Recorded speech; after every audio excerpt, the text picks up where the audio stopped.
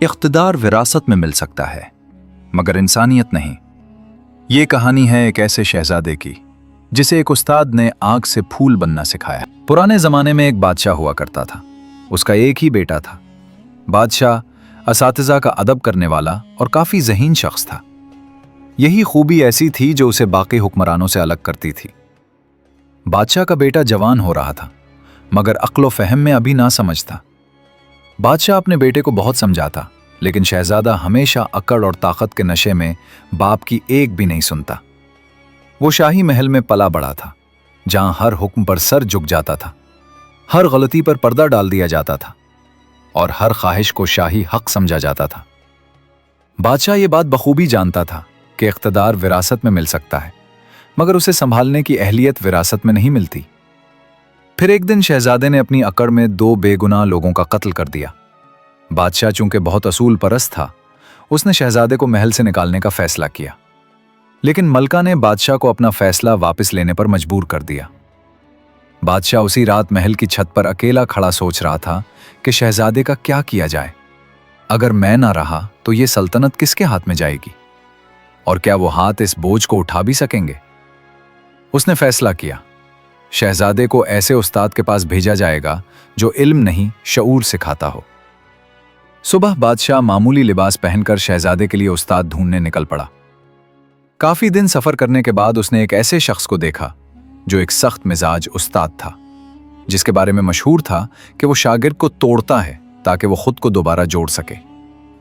बादशाह समझ गया कि शायद यही शख्स है जो शहजादे को सही तरीके से शऊर समझा सकता है। बादशाह ने उस्ताद को झुककर सलाम किया और अपनी सारी परेशानी बताई।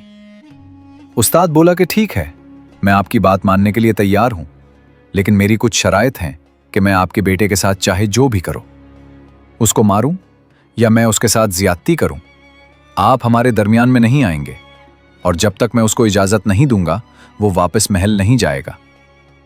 ये सब बातें तय करने के बाद बादशाह ने वापस महल जाकर शाही बैठक में शहजादे और मलका को बुलाया और बोला कि मैंने फैसला कर लिया है कि या तो शहजादा मेरे चुने हुए उस्ताद के पास से इल्म सीखेगा या फिर मैं रियाया में से किसी को तख्त पर बिठा दूंगा।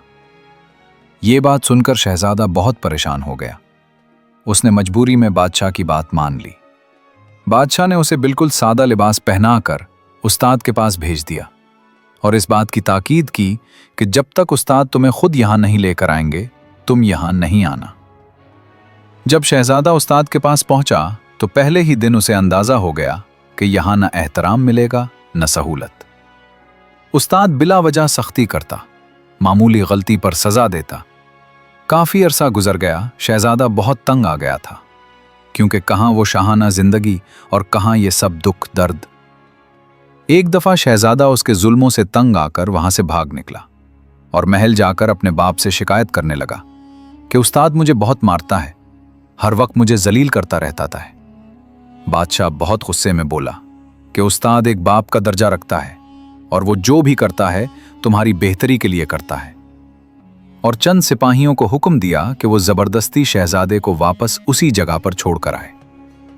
शहजादा मायूस हो गया। वक्त गुजरता गया। शहजादा जिस्मानी तौर पर मजबूत हो गया। शहजादा अक्सर ये अल्फाज दोहराता कि मैं इस मुल्क का मौजूदा शहजादा और होने वाला बादशाह हूं, लिहाजा मुझ में और आम लोगों में बहुत फर्क है। यही जुमला था जो उस्ताद उसके जहन से निकालना चाहता था। इसीलिए फिर एक दिन उस्ताद ने शहजादे को रस्सियों से बांधकर बहुत मारा, यहां तक कि शहजादे को गर्म लोहे से काफी जख्म भी दिए। खून में लथपथ शहजादा जब बेहोश हो गया तो उस्ताद ने उसको कमरे में बंद कर दिया और दूसरे दिन उसे बोला, तुम एक सफर पर जाओगे, मैं तुम्हें रास्ता नहीं बताऊंगा, मैं तुम्हें सिर्फ सवाल बताऊंगा। इस सफर में तुम्हें सच तलाश करना है कि तुम कौन हो, तुम्हारी हकीकत क्या है और एक बादशाह किस वक्त अपने आप से झूठ बोलता है। इस जवाब के बाद तुम बादशाह बनने के लायक होगे। और यह कहकर उस्ताद ने उसे एक आम मुसाफिर की तरह रुखसत कर दिया। शहजादा पहली बार अकेला बाहर निकला था और यहीं से बादशाह बनने का सफर शुरू हो गया। शहजादा जब अपने मुल्क की सरहद से बाहर निकला तो सबसे पहला एहसास जो उसके साथ था वो खामोशी थी। وہ خاموشی جو آدمی کو اس کی اصل حیثیت یاد دلاتی ہے۔ اب نہ کوئی سلام تھا، نہ کوئی حضور کہنے والا۔ سفر کے ساتھ ساتھ شہزادے کے کپڑے بوسیدہ ہو گئے، پاؤں میں چھالے پڑ گئے۔ شہزادے کو استاد پر بہت غصہ آیا کہ اس نے بلا وجہ مجھے کیوں مارا۔ شہزادہ چونکہ کافی زخمی بھی تھا، اسی لیے سفر کرنے میں اسے مشکل ہو رہی تھی، لیکن وہ سمجھ نہیں پا رہا تھا کہ کیا کرے اور کہاں جائے۔ سوال کا جواب ڈھونڈتے ڈھونڈتے وہ جانے کہاں سے کہاں نکل گیا۔ بہت عرصہ گزر گیا، لیکن اس کو کہیں بھی سوال کا جواب نہ ملا۔ ایک دن اس نے سوچا کیوں نہ کسی طرح واپس اپنے ملک جایا جائے۔ واپسی کا راستہ ڈھونڈتے ڈھونڈتے وہ ایک دریا کے کنارے ایک ملاح سے ملا۔ اس نے ملاح سے کہا، مجھے دریا کے اس پار جانا ہے، لیکن میرے پاس تمہیں دینے کے لیے کوئی پیسے نہیں ہیں۔ وہ ملاح بولا کہ میں اجرت لیے بغیر تمہیں نہیں لے کر جاؤں گا۔ شہزادہ غصے میں بولا کہ تمہیں معلوم ہے میں شہزادہ ہوں۔ یہ بات سن کر وہ ملاح ہنسنے لگا اور بولا، شہزادے ہو تو یہاں کیا لینے آئے ہو؟ شہزادہ بولا کہ میں اپنے سوال کا جواب ڈھونڈنے آیا ہوں۔ ملاح بولا، کون سا سوال؟ شہزادے نے سوال اس ملاح کو بتا دیا۔ ملاح کافی عقل مند تھا۔ اس نے جب سوال سنا تو سمجھ گیا کہ یہ بگڑا ہوا شہزادہ ہے اور بادشاہت سیکھنے نکلا ہے۔ ملاح بولا، یہ بات ہے کہ تمہیں سوال کا جواب چاہیے۔ میرے پاس اس سوال کا جواب ہے، لیکن تمہیں صرف ایک ہی شرط پر بتاؤں گا۔ تمہیں میرے پاس رہنا ہوگا، میری خدمت کرنی ہوگی۔ جب مجھے لگے گا کہ تم اس سوال کے جواب کے حقدار ہو، تب میں تمہیں جواب بتاؤں گا۔ شہزادہ جو کہ پہلے ہی بہت پریشان تھا اور واپسی کا کوئی رستہ نظر نہیں آ رہا تھا، اس نے مجبوری میں حامی بھر لی اور ملاح کی خدمت کرنے لگ گیا۔ ایک دن اس کو ملاح نے بولا کہ اب میں گھر پر سکون سے بیٹھوں گا اور تم میرے لیے بازار سے بھیک مانگ کر لاؤ گے۔ شہزادہ یہ سن کر بہت غصے میں آیا اور بولا، خبردار، تمہاری اتنی جرت؟ ملاح بولا، ٹھیک ہے، پھر جاؤ تم اپنے راستے۔ شہزادہ جو کہ سوال کا جواب ڈھونڈ رہا تھا، اس نے معذرت کی اور بازار میں بھیک مانگنا شروع کر دیا۔ شہزادہ روز ملاح کے لیے بھیک مانگتا اور شام کو جتنے بھی پیسے ہوتے وہ ملاح کو دے دیتا۔ اسی طرح وقت گزرتا گیا۔ پھر ایک دن شہزادہ بولا کہ اب مجھے آپ کی خدمت کرتے کافی وقت گزر گیا ہے، اب آپ مجھے میرے سوال کا جواب بتائیں اور مجھے میری منزل پر جانے دیں۔ ملاح کافی دیر سوچنے کے بعد بولا، چلیں ٹھیک ہے، دیکھتے ہیں آج شام کو جب تم بھیک مانگ کر واپس آؤ گے، تب میں تم کو تمہارے سوال کا جواب دوں گا۔ پھر دوپہر کو ملاح شہزادے کے حالات دیکھنے کے لیے بازار گیا۔ جب اس نے بازار میں دیکھا کہ شہزادہ ایک جگہ پر بیٹھا بھیک مانگ رہا ہے، اس نے ایک گدھا ریڑھی والے کو 200 روپیہ دیا اور بولا، جاؤ، وہ جو سامنے بیٹھا آدمی بھیک مانگ رہا ہے، اس کے اوپر گدھا ریڑھی چڑھا دو۔ وہ گدھا ریڑھی والا بولا کہ میں یہ کام نہیں کروں گا۔ ملاح بولا کہ میں تمہارے ساتھ بیٹھ جاتا ہوں۔ گدھا ریڑھی والا مان گیا۔ ملاح نے اپنے چہرے کو ایک کپڑے سے ڈھانپ لیا اور گدھا ریڑھی کے اوپر بیٹھ گیا۔ جب گدھا ریڑھی والے نے شہزادے کے ٹانگ کے اوپر ریڑھی چڑھا دی تو شہزادہ غصے میں اٹھا اور گدھا ریڑھی والے کو مارنے لگا اور بولا کہ تمہیں پتا نہیں کہ میں ایک شہزادہ ہوں، تمہاری اتنی جرت۔ اسی لمحے ملاح نے اپنے چہرے پر سے کپڑا ہٹایا اور شہزادے کو بولا کہ ابھی وقت نہیں آیا کہ تمہیں تمہارے سوال کا جواب دیا جائے، لہٰذا ابھی تم پھر بھیک مانگنا شروع کر دو۔ پھر ایسے ہی وقت گزرتا رہا۔ شہزادے کے اندر بدلاؤ آنا شروع ہو گیا۔ اس ملاح نے شہزادے کو بولا کہ طاقت کا نشہ انسان کو ذلیل و رسوا کر دیتا ہے، اسی لیے انسان کو ہمیشہ اپنی سوچ کو طاقت کے نشے سے باہر رکھنا چاہیے۔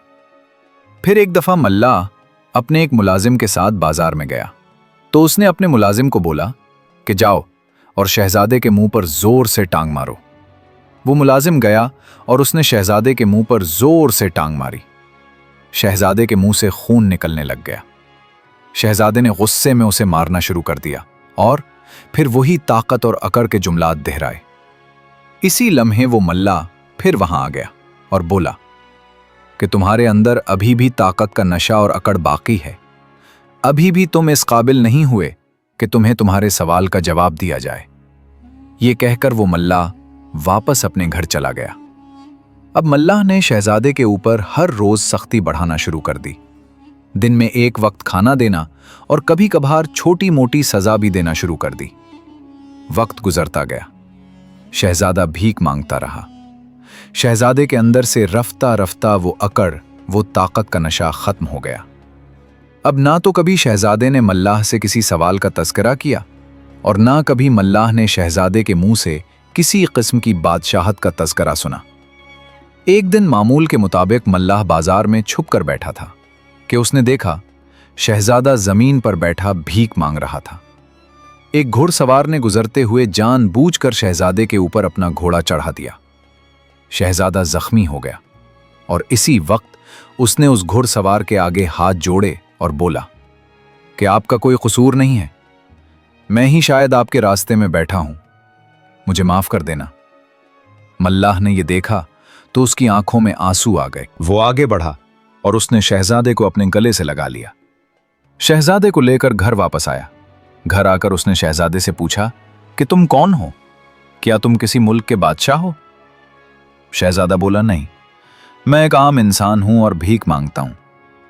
तो मुल्ला ने उसको बोला कि अब तुम कामयाब हो। यही तुम्हारे सवाल का जवाब है कि तुमने अपने आप से आज झूठ बोला है और सच यही है कि तुम एक बादशाह हो, लेकिन आज तुम्हें इस बात का एहसास हो गया है। यही तुम्हारे सवाल का जवाब है। अब शहजादा सारी बात को समझ गया था कि यह सब उसके साथ क्यों हुआ और मुल्ला ने उसके साथ यह सब क्यों किया। शायद इससे बेहतर जवाब शहजादे को नहीं मिलना था। मुल्ला ने शहजादे को उसकी मंजिल बताई और शहजादा वापस अपने रास्ते पर रवाना हो गया। अपने मुल्क पहुंचकर वो उस्ताद के पास गया और तमाम सवालात के जवाब दिए। उसको तमाम बातें समझ आ गई थीं, लेकिन एक बात वो अभी तक नहीं समझ पाया कि उस्ताद ने उसको इतना बुला वजह क्यों मारा था। खैर, उसने उस्ताद से यह सवाल न किया। उस्ताद समझ गया था कि शहजादा अब एक कामयाब बादशाह बनाने के लिए तैयार है और बोला, तुम देर से आए हो, कुछ लोग इस सफर में वापस नहीं आते। उस्ताद ने कहा, अब मैं तुम्हें बस कुछ समझाऊंगा। अगर तुम्हारा सबसे करीबी दोस्त रिश्वत लेते हुए पकड़ा गया तो अगर तुम उसको सजा दोगे तो वफादार भी तुमसे डरेंगे, अगर छोड़ दिया तो कानून मर जाएगा। वो बोला, मैं इंसाफ करने की कोशिश करूंगा। अगले दिन शहजादे को बादशाह के सामने पेश किया गया। बादशाह बूढ़ा हो चुका था।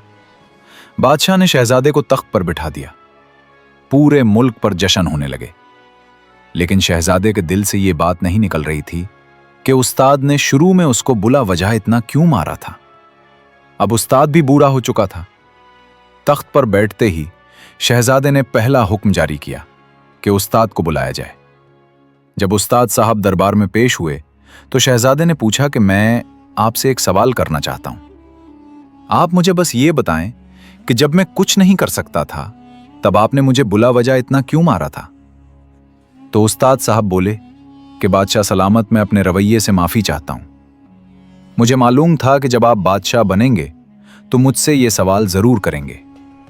मैंने आप पर बुला वजह जुल्म इसलिए किया था ताकि आपको मालूम रहे, जब किसी मजलूम को आप बुला वजह सजा दोगे या तंग करोगे तो वो अल्लाह के यहां हाजिर होकर आपकी शिकायत जरूर करेगा।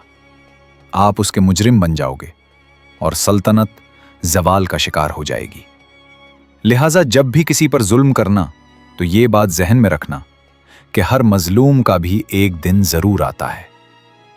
तो दोस्तों, अगर आपको हमारी ये दास्तान अच्छी लगी है तो बराए मेहरबानी हमारे चैनल लॉक किस्से को सब्सक्राइब, लाइक और शेयर जरूर कीजिएगा।